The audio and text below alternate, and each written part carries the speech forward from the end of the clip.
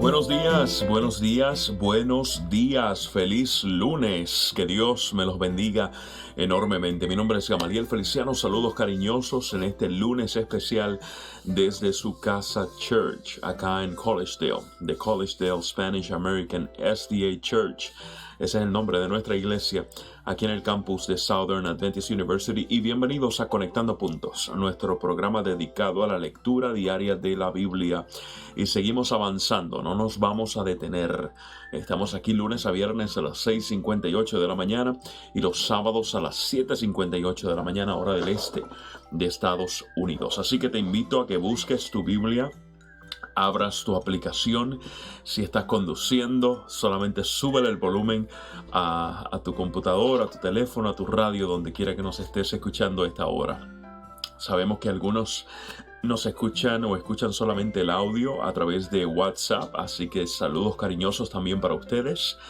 Donde quiera que se encuentren. Sé que hay un grupo bastante grande en Colombia que está haciendo eso, está extrayendo el audio y compartiéndolo por WhatsApp. Así que saludos. Hoy vamos a estar leyendo de Primera de Samuel, o primero, debemos decir primero, no primera. Es un libro, no una epístola.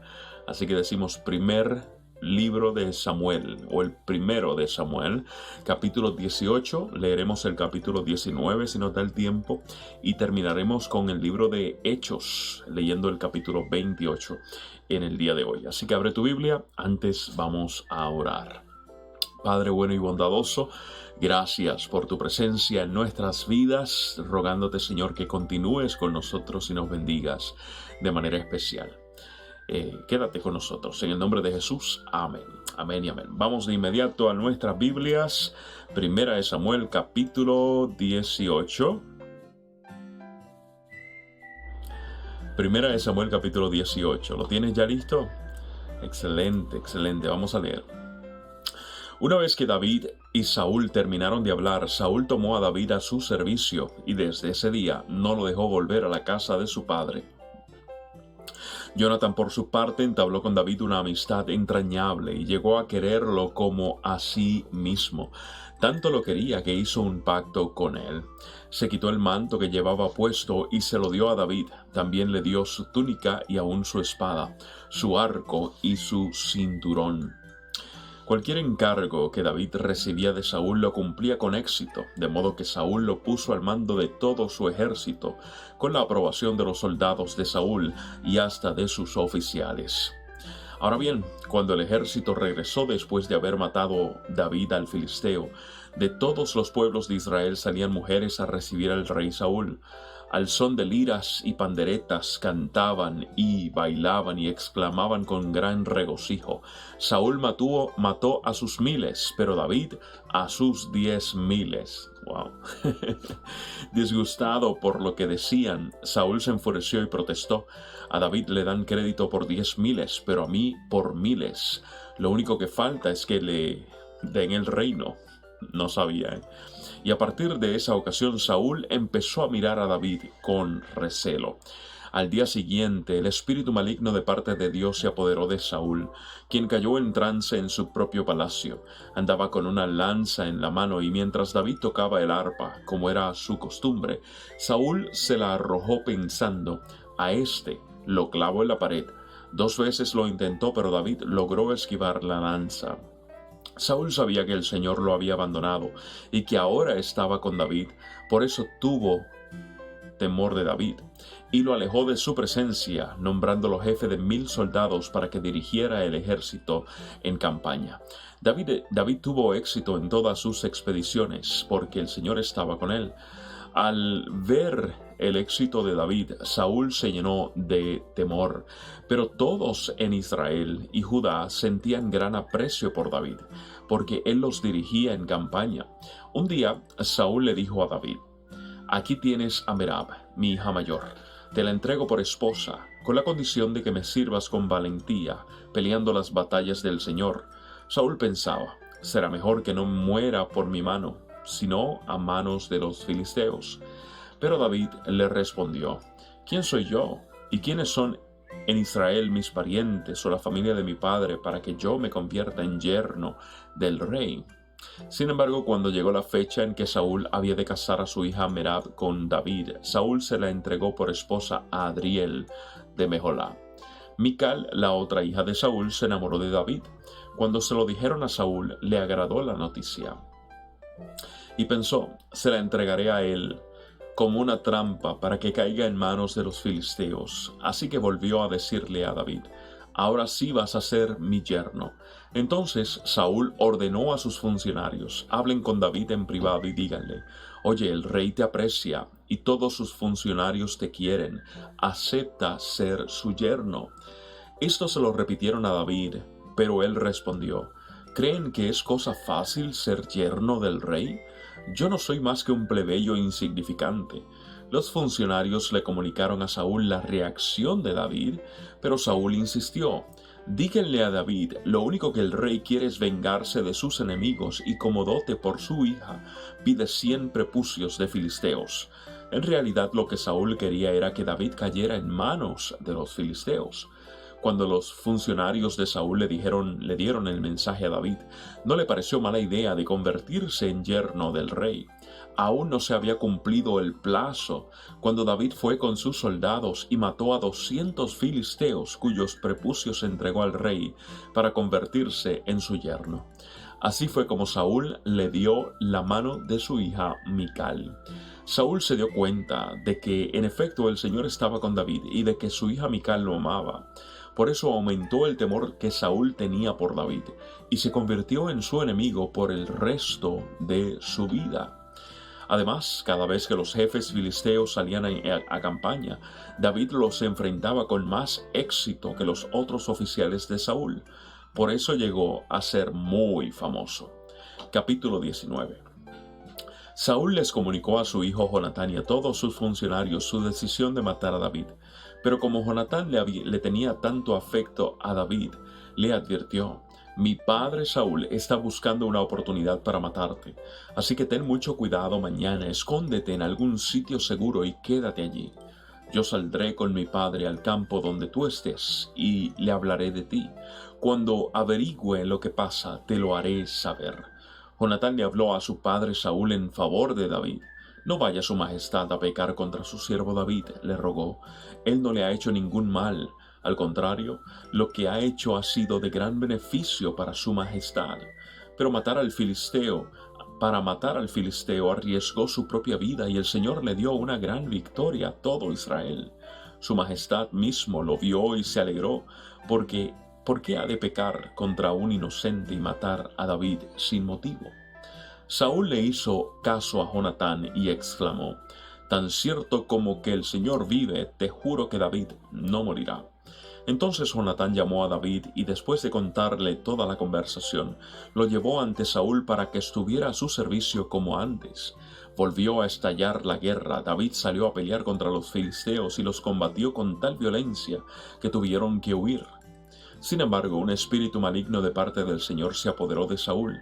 Estaba sentado en el palacio con una lanza en la mano, mientras David tocaba el arpa. Intentó clavarlo en la pared con la lanza, pero David esquivó el golpe de Saúl, de modo que la lanza quedó clavada en la pared. Esa misma noche, David se dio a la fuga. Entonces Saúl mandó a varios hombres a casa de David para que lo vigilaran durante la noche y lo mataran al día siguiente. Pero Mical, la esposa de David, le advirtió: si no te pones a salvo esta noche, mañana serás hombre muerto. Enseguida ella descolgó a David por la ventana, y así él pudo escapar. Luego Mical tomó un ídolo y lo puso en la cama con un tejido de pelo de cabra en la cabeza y lo cubrió con una sábana. Cuando Saúl mandó a los hombres para apresar a David, Mical les dijo: está enfermo. Pero Saúl los mandó de nuevo a buscar a David. Aunque esté en cama, tráiganmelo aquí para matarlo. Al entrar en la casa, los hombres vieron que lo que estaba en la cama era un ídolo con un tejido de pelo de cabra en la cabeza. Entonces Saúl les reclamó a Mical: ¿por qué me has engañado así? ¿Por qué dejaste escapar a mi enemigo? Ella respondió: Él me amenazó con matarme si no lo dejaba escapar. Después de huir y ponerse a salvo, David fue a Ramá para ver a Samuel y contarle todo lo que Saúl le había hecho. Entonces los dos se fueron a vivir a Nayot. Cuando Saúl se enteró de que David estaba en Nayot de Ramá, mandó a sus hombres para que lo apresaran, pero se encontraron con un grupo de profetas dirigidos por Samuel que estaban profetizando.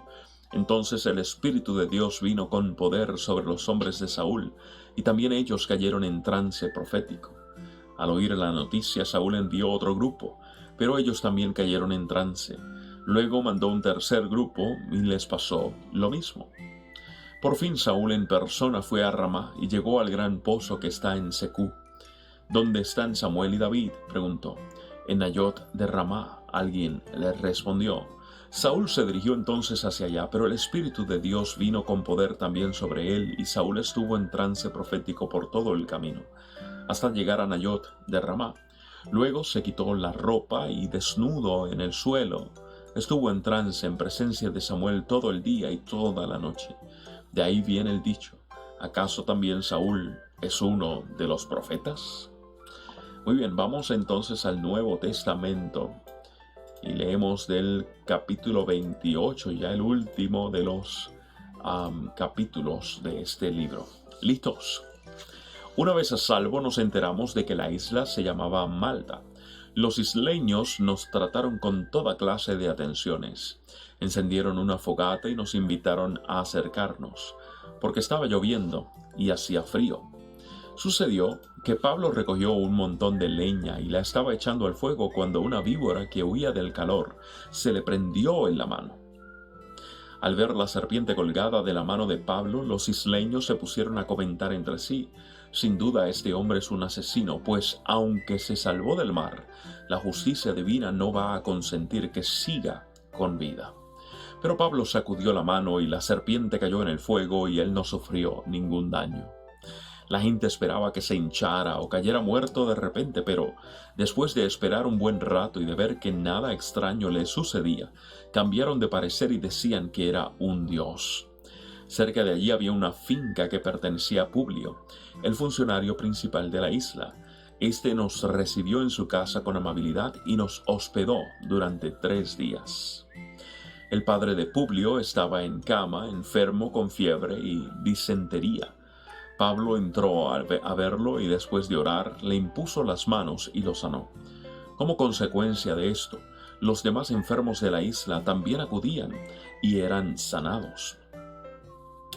Nos colmaron de muchas atenciones y nos proveyeron de todo lo necesario para el viaje. Al cabo de 3 meses en la isla, zarpamos en un barco que había invernado allí. Era una nave de Alejandría que tenía por insignia a los dioses Dioscuros. Hicimos escala en Siracusa, donde nos quedamos 3 días. Desde allí navegamos bordeando la costa y llegamos a Regio. Al día siguiente se levantó el viento del sur y al segundo día llegamos a Puteoli. Allí encontramos a algunos creyentes que nos invitaron a pasar una semana con ellos y por fin llegamos a Roma. Los hermanos de Roma, habiéndose enterado de nuestra situación, salieron hasta el Foro de Apio y 3 tabernas a recibirnos. Al verlos, Pablo dio gracias a Dios y cobró ánimo.